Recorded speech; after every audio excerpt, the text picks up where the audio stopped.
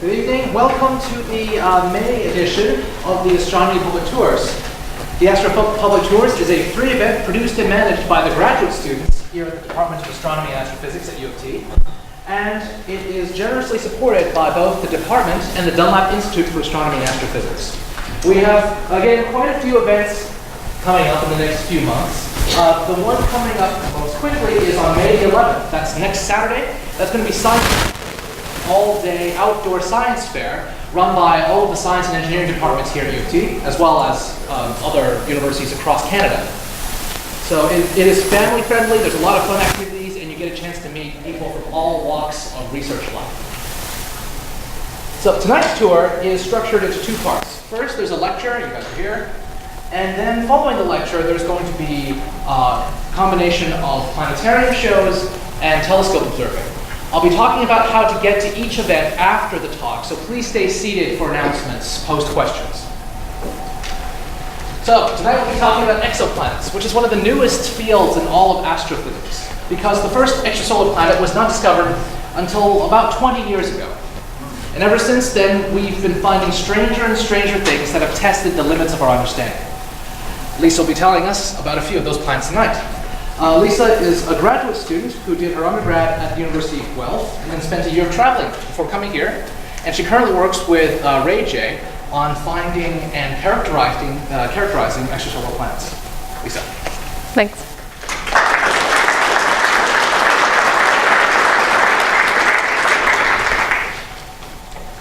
So can everyone hear me in the back? Yeah, it's good? Okay. So today I'll be talking about extreme planets. In particular, those planets we found in our galaxy that are unlike anything we see in our own solar system, and whose discovery changed our understanding of how planets form and evolve.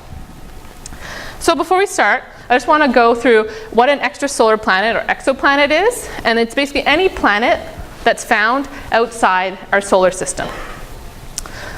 So to appreciate how strange and unique some of these planet discoveries were, I first want to talk about how scientists thought planets formed before the discovery of exoplanets. So that theory is called the nebular theory, and evidence suggests that it was first proposed in 1734. And that theory basically says that all stars form from a giant ball of gas and dust, and that gas and dust contracts due to gravity, and as it contracts, it starts to spin, and the spinning causes it to flatten. At the end of this contraction and flattening phase, most of the mass will be in the center, and it will form the star. And the rest of the mass will be distributed in a disk around the star, rotating. And it is in this disk of material that planets form. And that's why we see that all our planets orbit in a single plane. So an important part of this theory is that during this disk flattening stage, the different kind of particles separate. So the heavier rocky particles stay close to the star on the inside, and the lighter gassy particles move away from the star. And this predicts that we should find rocky planets on the inside and gas planets on the outside, which is exactly what we see in our own solar system. So we have 4 gas giant planets on the outside and 4 rocky planets on the inside. So scientists thought that this is the way planets should be. In fact, some also believe that there was a pattern to the spacing between the planets. So the pattern basically is that the spacing between 2 planets is twice the spacing of the previous 2 planets. So if we look here at Earth and Mars, let's say the spacing between those 2 is 2. It's not really a unit, just 2. Then the spacing between these 2 would be 1. And it holds for these other planets. And this pattern was actually able to predict the existence of the dwarf planet Ceres between Mars and Jupiter right here.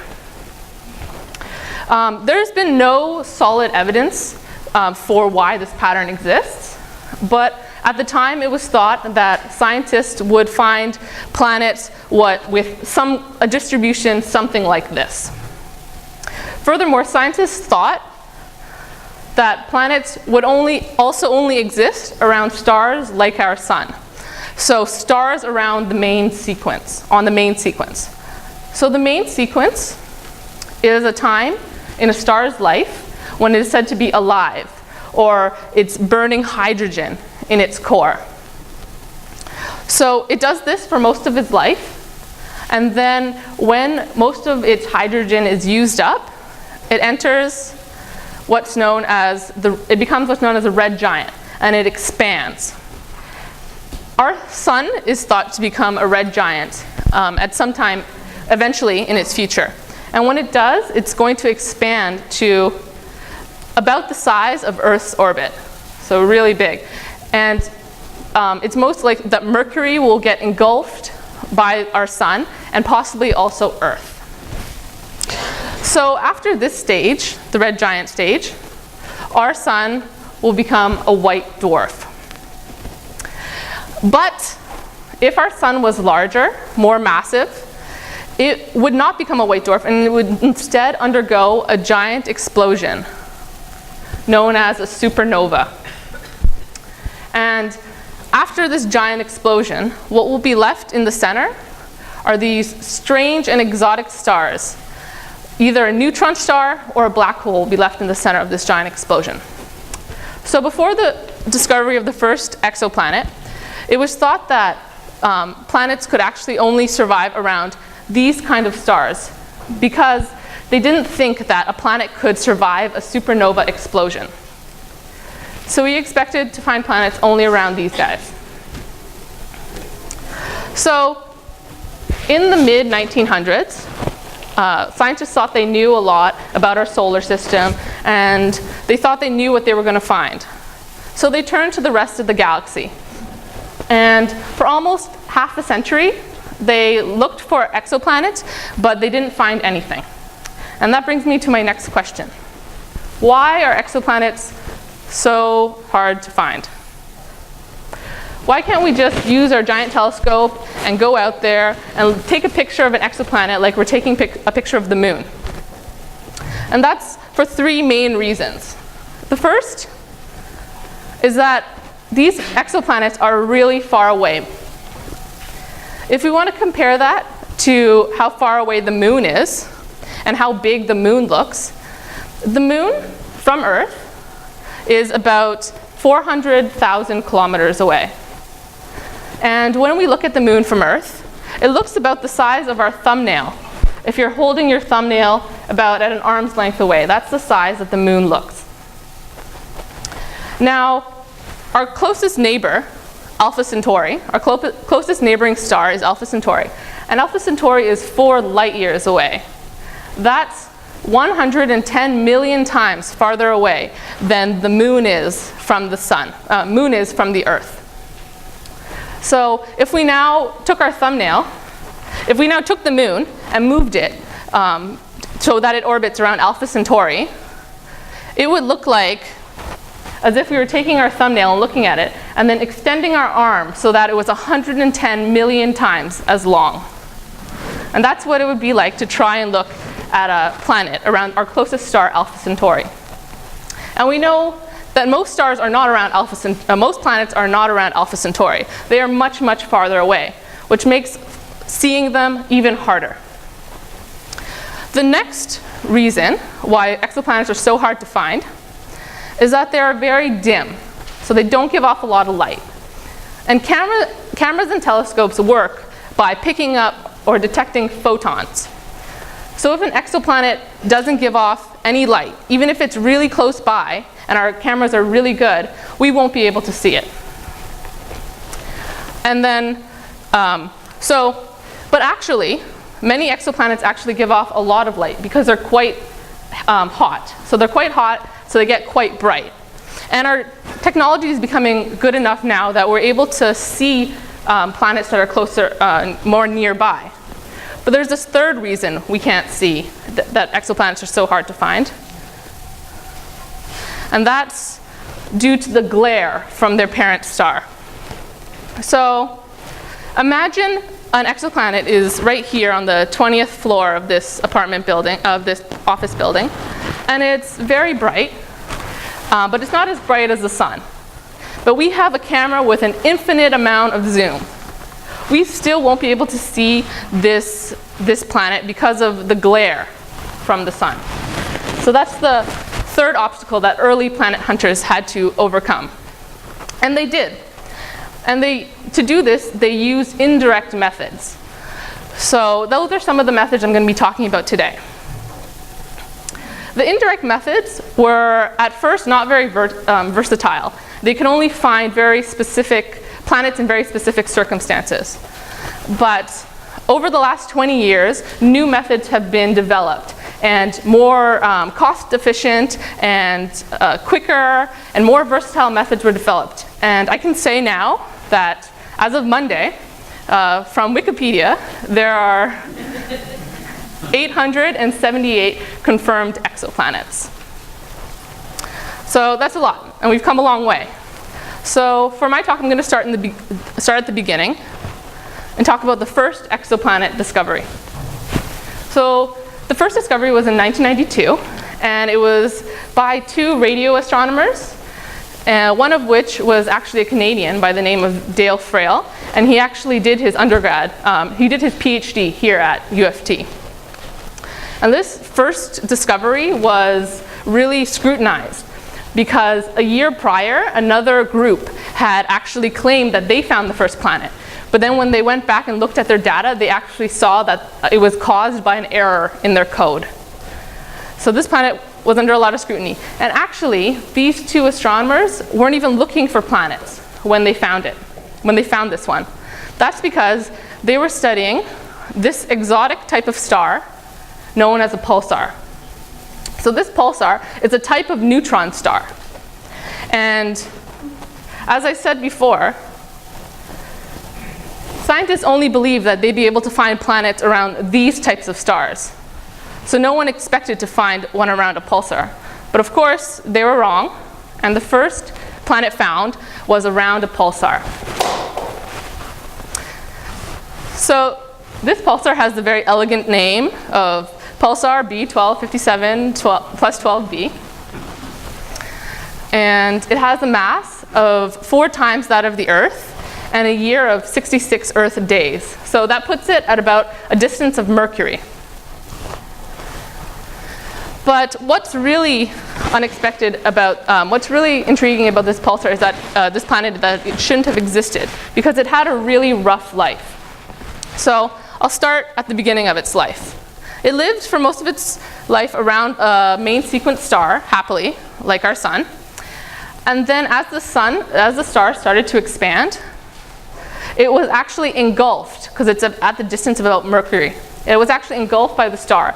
And it was thought that it lived for thousands of years within the outer layers of the star. And then, when the star finally ran out of fuel,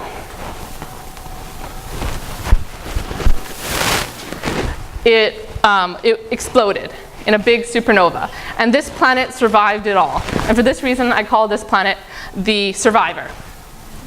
So these kind of pulsar planets are actually quite rare. They've only found planets around 2 pulsars. But then you might ask yourself, if they're so rare, why was the first planet ever found around a pulsar? And that's because a pulsar is a very unique star. It's a star that gives off these giant jets of light. And at the same time, it rotates really, really fast. And this feature allows us to use pulsars to find planets. So this is a pulsar, and it's giving off these giant jets of light. And as the pulsar spins, if we are in the way of one of these jets of light, we'll see a flash every time it spins, as you can see here. And these flashes or pulses are so regular that they are more precise than an atomic clock. And this precision, this preciseness of the pulses is what allows us to find planets. So first part of pulsar timing, that's what the method's called, is the very precise pulses. The second is due to the fact that planets don't actually orbit stars. A planet and a star both orbit their common center of mass. It just happens that their center of mass is much closer to the star than it is to the planet. So as you can see here, the green cross is the center of mass, and the star is doing little circles around the center of mass. And I call these little circles the star's wobble. And this wobble is what allows us to find planets. Okay, so the third point is the constant speed of light. Now, to put all these three together, let's say this is Earth here, and we're looking at the pulsar and planet. When the pulsar is at this point here, it's closer to Earth. And it's giving off those very regular, precise pulses. And those pulses are received at Earth, and we can measure how far apart those pulses are. Now, say the star is at this point here. It's giving off pulses at the exact same rate. But now the pulses take longer to get to us because the distance between the pulsar and Earth is bigger. So we're still measuring, we measure the pulses when it's farther away. And we see that the pulses now are farther apart due to this time it takes for the pulses to get to us. So if we continuously measure the pulsar and see that the pulses get closer together, then farther apart, and then this repeats, we can say for sure that we know that this pulsar must be wobbling. And the amount of wobble of a pulsar will then tell us how heavy the planet is. So if a planet is heavier, the center of mass will be farther away, and the wobble will be bigger. So using that, we can determine how massive a planet is and say for sure that a planet actually is there. But as I said, pulsar timing is it only can be used for pulsars because it needs this unique feature. But my next method I'm going to talk about is a versatile method that can be used on any star. And it's actually the method that was used to find most of the planets that we've discovered. And it's known as the radial velocity method. And it works in a similar way to the pulsar timing method in that it measures this wobble of the star. So here's the star's small wobble. But now instead of measuring pulses, it measures the star's light's Doppler shift. So a Doppler shift, or the Doppler effect, is a phenomenon where if an object is moving away from you, you'll see the light being stretched. So here the light is more stretched and it looks redder. So we call that red shifted. And then if an object is moving towards you, you see the light is more compressed or bluer, and we call that blue shifted. So as the star goes around its little circle, it's moving away from us and then it moves towards us. And we can see its light being red shifted and then blue shifted. And if we continuously measure the star and we see it red shifting and blue shifting over and over, we can say for sure that it must be wobbling and then therefore must have a star around it, a planet around it. And again, the bigger the planet, the faster the star will be moving, the bigger the shift. So again, we're able to get the planet's mass. So it's great. We can use this on any star. And this was first successfully used in 1995 to find the first planet around a star like our sun. And this planet belongs to a special class that no one expected, called a hot Jupiter. So this planet was named 51 Pegasi b, and it has the mass of half of our Jupiter, but a year on this planet is only 4 days. So that means this planet is 7 times closer than Mercury, and Mercury is the closest thing to the sun that we have in our own solar system. This planet is so close that it gets tidally locked with its star. So like the moon and the Earth, one side of the planet is always facing the star, while one side is always facing away. And this means that one side of this planet is continually getting roasted by thousands of degrees of heat. And it's actually been recorded that some hot Jupiters have temperatures up to 3,500 degrees. And for reference, our sun, the surface of our sun, is 5,000 degrees. So these guys are pretty hot. And what's more is that some hot Jupiters also have a lot of heat on their night side. And because they never rotate, heat can only get to the night side due to very fast and strong winds. So it's thought that these planets have some of the most extreme winds. So for many reasons, these guys are pretty extreme planets.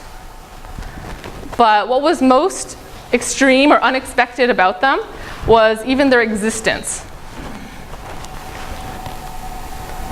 Because remember how in this original formation phase, I said that during the flattening, the rocky particles stay close to the star and the gassy particles are away from the star?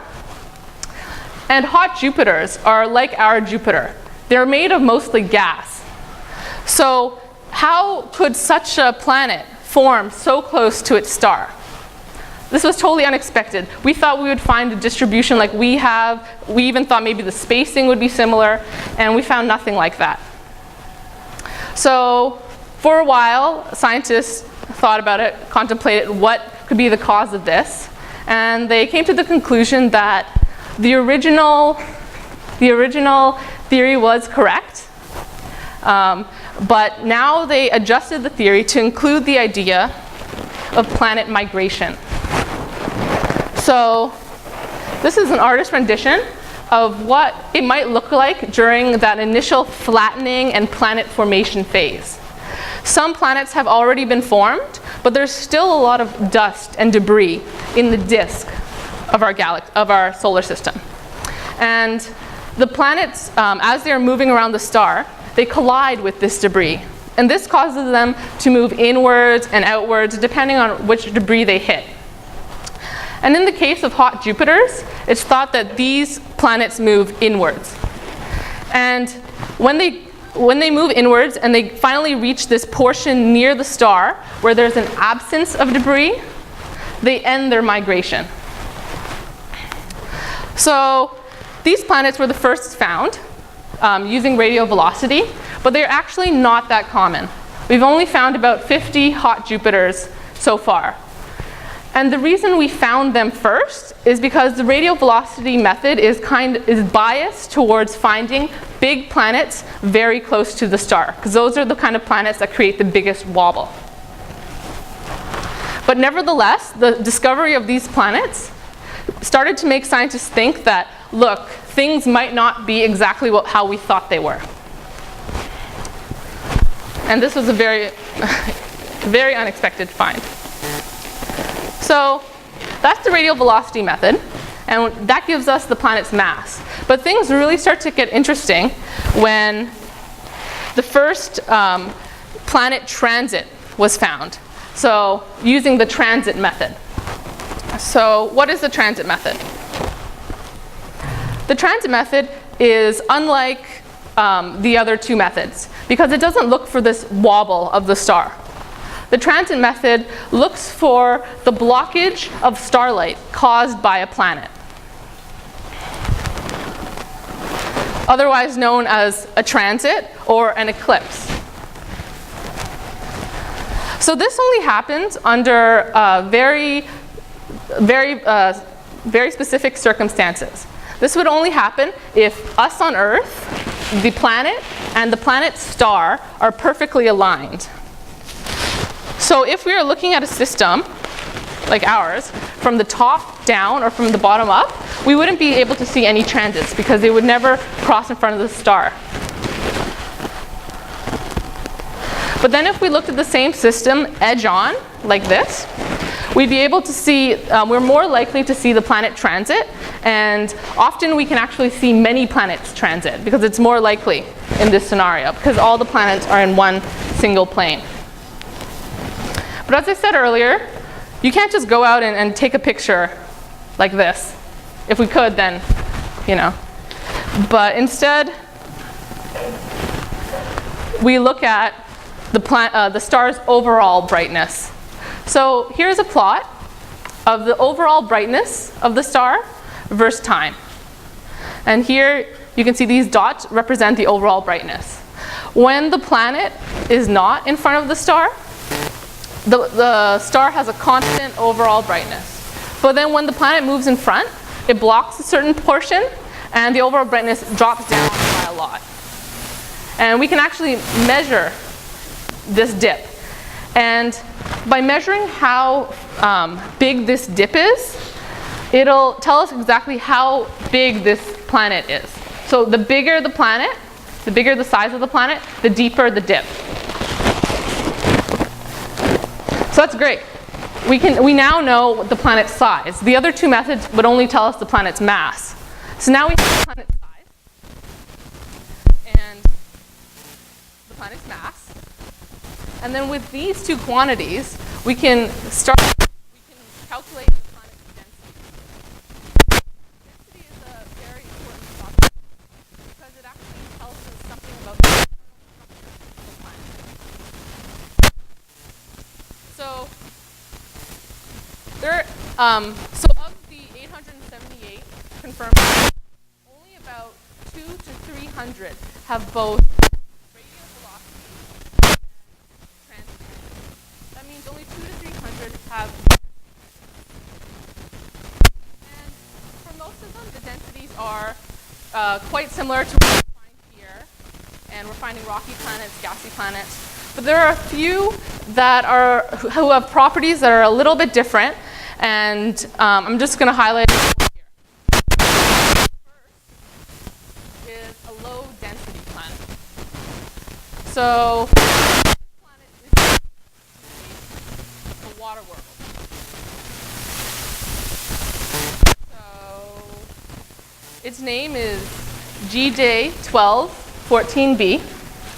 And it has a mass of 6.5 times that of Earth, but a volume of 19 times more than Earth. That means this planet has a density of 1/3 that of Earth. And because it has such a low density, one of the possible explanations could be that it is a water world and it's made predominantly of water. A breakdown of what the internal structure of this planet might look like is something like this. In the center is a small core, similar to ours, with iron and silicate mantle. And then outside of the core would be a vast ocean, hundreds of kilometers deep. And at the bottom of this ocean, the pressure could be so high that exotic forms of ice could form. And if the water is also hot, supercritical water could form, which means that the water is both a gas and a liquid. And then on top of this giant ocean, it could have a very thick water vapor atmosphere. And this water vapor atmosphere would have a really strong greenhouse effect. So even if this planet is very far away from its star, it could actually be quite warm because it keeps in most of its heat. But this is an exciting planet, but I have to mention that it's not the only option to explain a low density planet. A second option would be that it's actually a mini Neptune, which means it's a smaller version of the Neptune we have in our own solar system. And Neptune's core is made of very tiny, and it's made of rock and ice. And then its mantle is made of water, ammonia, and methane ice. And on top of that, it has a hydrogen and helium outer layer. So that's the second option. The third option is that it's an outgassed rocky planet. So this means that it's a planet like our Earth, rocky, with a iron core and molten rock mantle. But instead of having an atmosphere like we have on Earth, it has a really large hydrogen atmosphere, which means that the planet just is really expanded and puffy. And that lowers the density of the planet by a lot. So if these two planets are really the culprits, then we should be able to see hydrogen in the hydrogen emissions from these planets. And if it is a water world with a water vapor atmosphere, we'd be able to see a water signature when we go to look at it. But measurements have been taken for this planet, and neither of these have been found. And there are various reasons why this could be, that they weren't being found. And it's not, and we can't rule out any of these possibilities. So, can't say for sure that's a water world, but it would be pretty cool if it was. And hopefully in the next few years, technology will be better, we'll get better information on this planet, and we'll be able to say for sure whether it is or it isn't. Okay, so that's low density planet.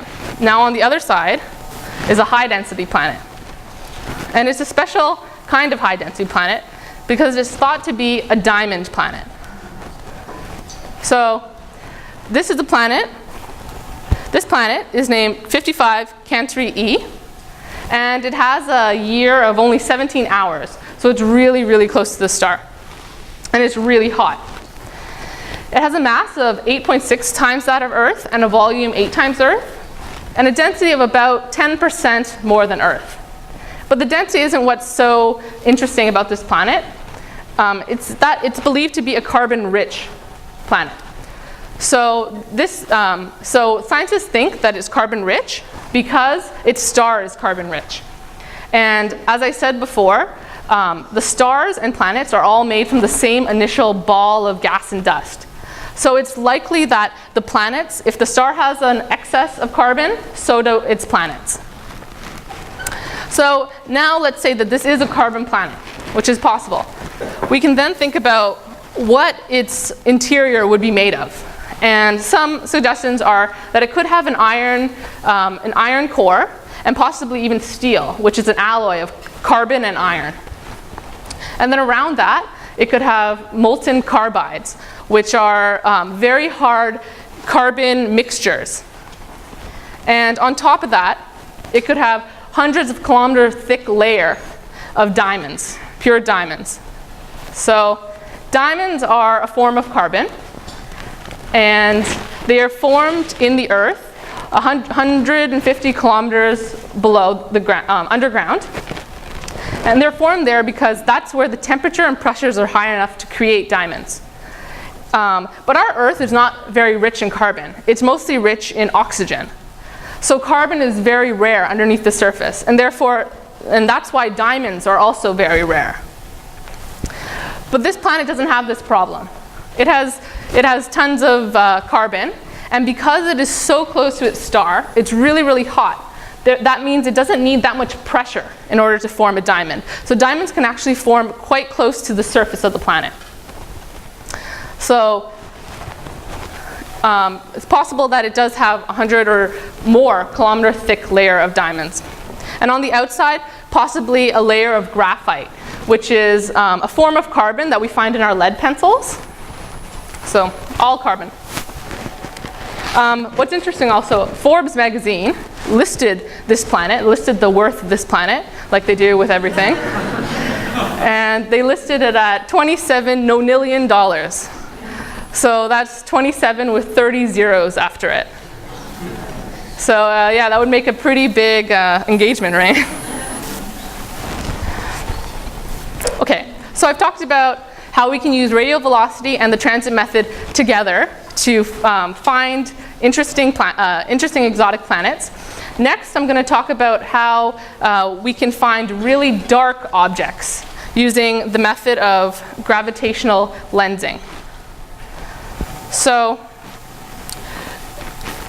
Light, like everything in our universe, like every object in our universe, is affected by gravity. So when light passes by a very massive object, it bends. And the more massive, the more the light bends. So, and we can actually see this in space.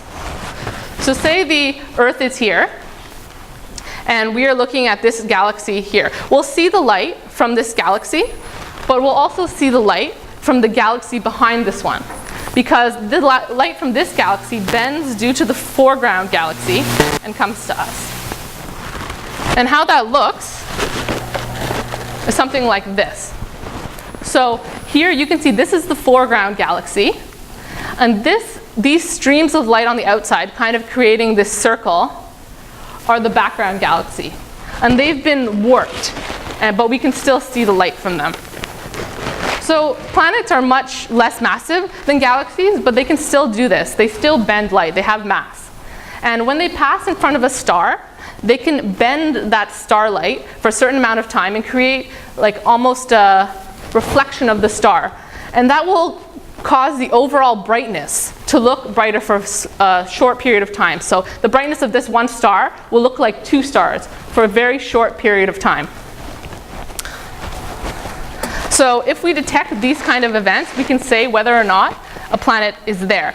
So next I'm going to show you a video made by NASA of what an event like this would look like. It's quite fast, so I'll just explain it a little bit beforehand. You're going to see a graph, and the graph will show the overall brightness of this star, and you'll see that it goes up for a short amount of time. It'll then zoom in, and you'll see what it would look like if you were close up, and you'll see the planet moving in front of the star, and then the star distorting, and then the planet moving away. So I'm just going to shut off the lights. Oops. Is it on?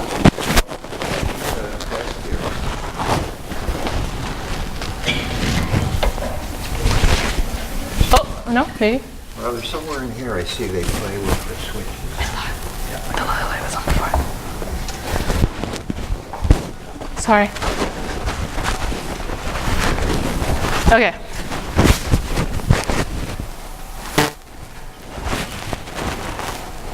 So this is the star we're looking at. This is the graph. And it gets brighter for a very short amount of time. This is the planet. It goes in front.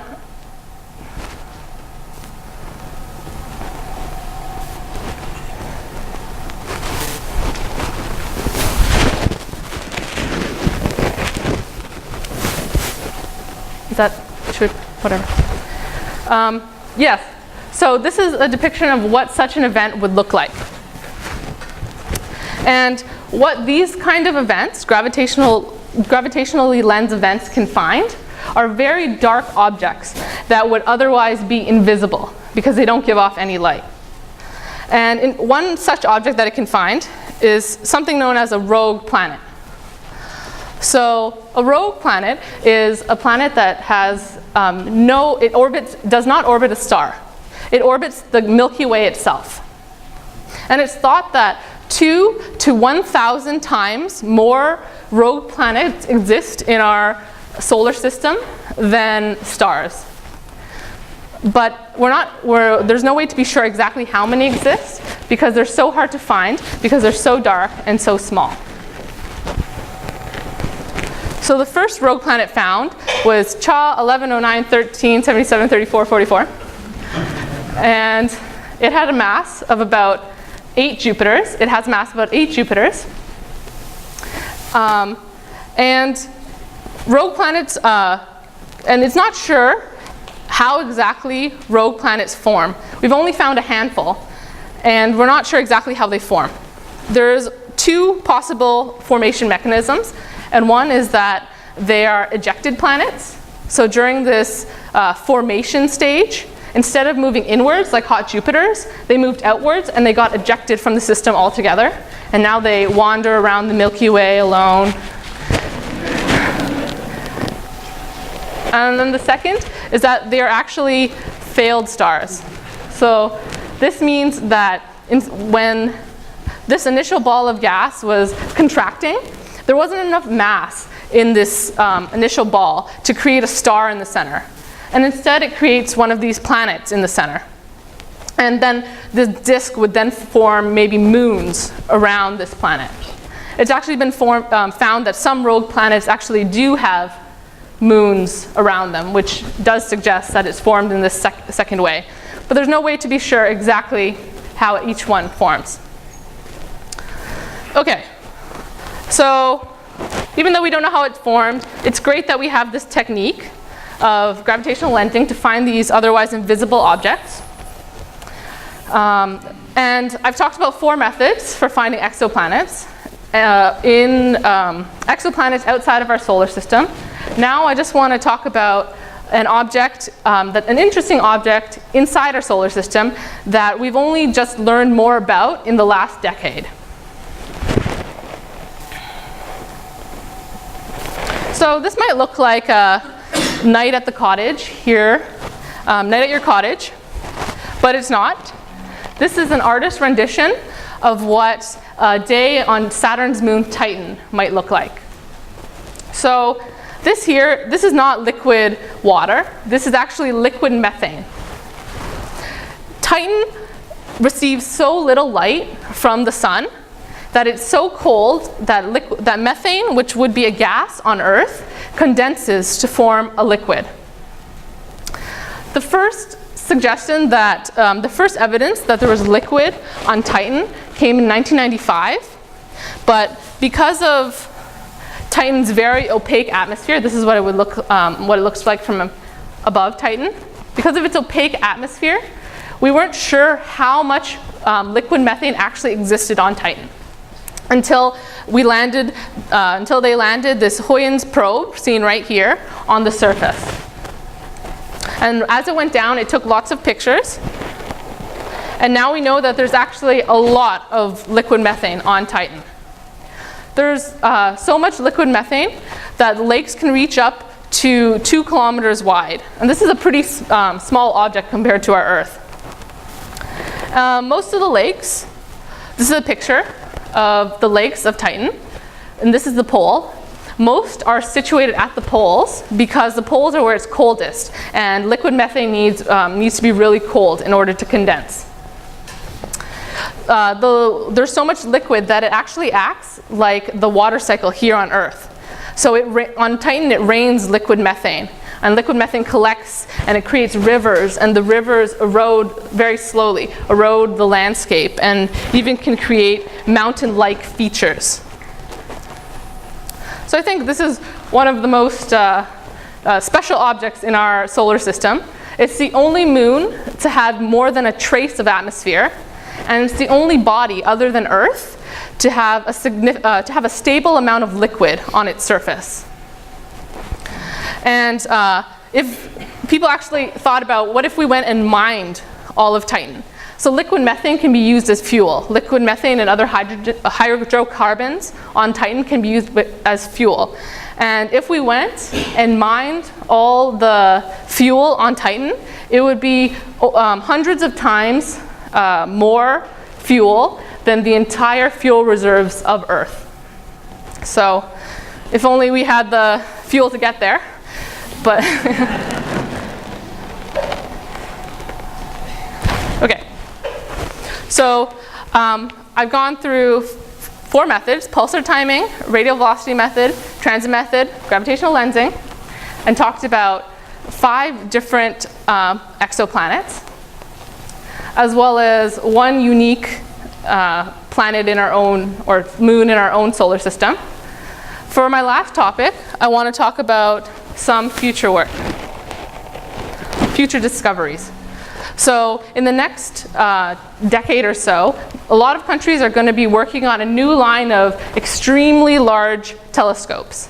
And one of the goals of these extremely large telescopes is that they want to be able to characterize planet atmospheres, and also they want to be able to look for moons around planets. So maybe they'll be able one day to find something like this. This is the fictional world, the fictional planet Pandora from the movie Avatar. And it's actually not a planet. It's a moon of a gas giant, like our Jupiter. And this might seem like utter science fiction, but it might not be that far-fetched. And we can look at examples in our own solar system for the possibility that these types of moons could actually exist. So what do we need for life? Life as we know it needs liquid water to evolve and grow in. In order to have liquid water, we need heat so that the water can melt. And these moons actually do have a significant amount of heating. And that's from a process known as tidal heating. So say this is a moon of Jupiter, and say this moon has a slightly eccentric orbit. That means that for part of its orbit, it's closer to Jupiter, and then for part of it, it's farther away. When it's closer to Jupiter, it feels a much stronger gravitational force, and this causes the moon to compress. When it's farther away, it feels less gravitational force, and this causes it to then expand.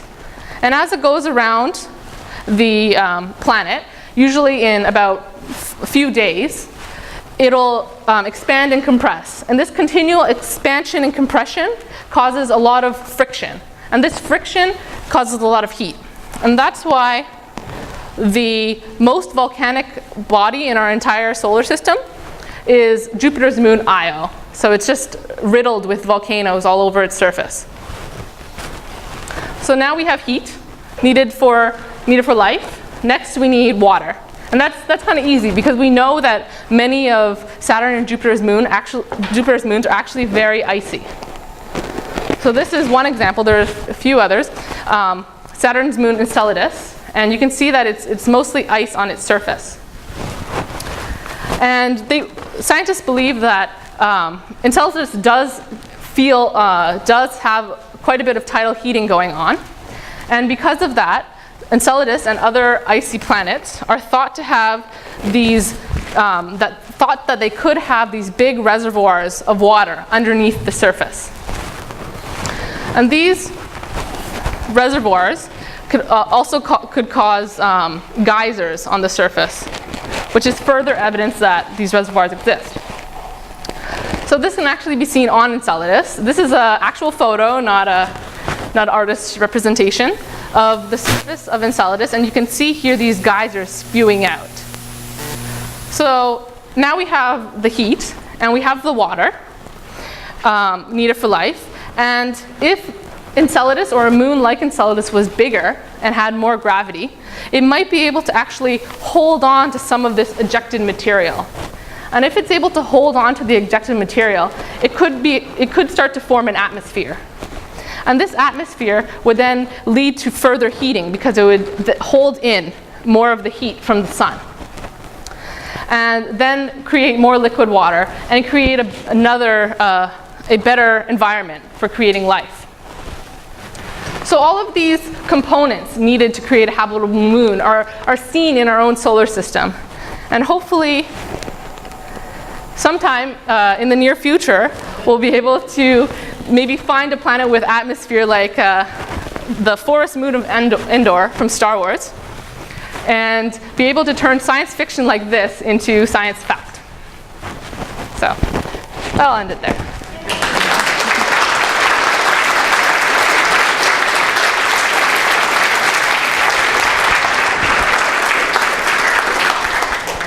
We have a few minutes for questions.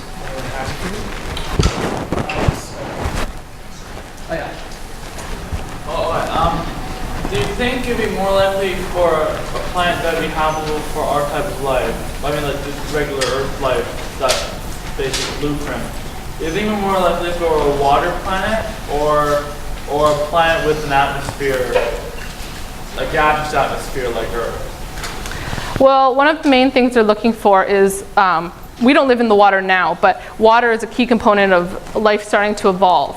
So that's why looking for that initial life is planets that do have large bodies of water. But if there was a planet with an atmosphere with water, that would be fine. But so yeah, water is a key component. So for either one, it's not sure which one would be a better a better environment, but they're both. Does that answer? Water over atmosphere, or So usually when they're, yes, water over atmosphere. Okay. Other questions? Yes, over here. Yep. Earlier you were talking about a star's wobble indicating the mass of the planet. Yes. Is it known how big the wobble of our own star is? Of what? Is it known how big the wobble of our own star is? So I don't know it off the top of my head, but it can be calculated because we know, so most of the mass of our solar system is held in Jupiter and Saturn. So if we take how far away Jupiter is from the sun, we can calculate where the center of mass might be. But of course we don't know all the mass in our solar system, so we can't get a perfect measurement, but we can make an estimate of how big the wobble would be. Because it should be pretty easy to detect Yeah.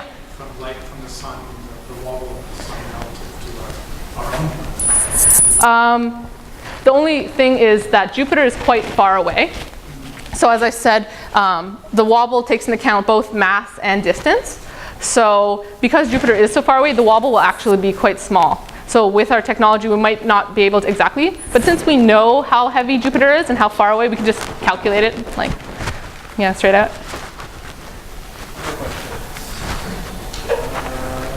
Yes, over here. Have they discovered any solar systems with multiple exoplanets yet? Yeah, so Was the wobble complicated, or like how do they tell it was one planet, not five, or whatever? So so the first pulsar planet I showed, actually they were able to tell that it had 3 planets. At first they saw 2 in the beginning, and then when later on they found a 3rd. So yeah, the wobble starts to get more complicated, and you have to kind of fit different models. But actually from the transit method, they found systems where there's like 4 or 5 planets, because all you see is a dip, and then you see many dips, and you're able to kind of piece together how deep the dip is. A deep dip belongs to one planet, and a smaller dip would belong to another, so you're able to kind of separate it that way. Did they follow that rule that you said? That No, not at all. Yeah. Yeah. How long is the Kepler mission scheduled to be working? I think originally it was 5 years, so it's going on 4 now. But if it's still working after 5, and I'm sure they'll keep it up there. But they have a successor. They have just named a successor for Kepler. So another satellite. 2 more questions. Yes, you in the back. Do you have any thoughts